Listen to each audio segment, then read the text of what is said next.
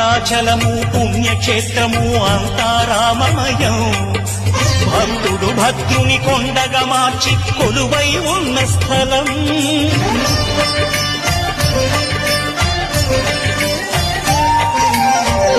భక్తితో రామదాసు ఈ ఆలయమును కట్టించనయా.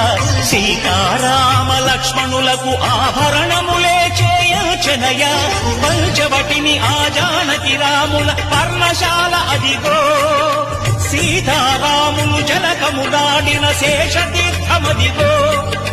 రామ భక్తితో నదిగా మారిన శబరి ఇదేనయ్యా.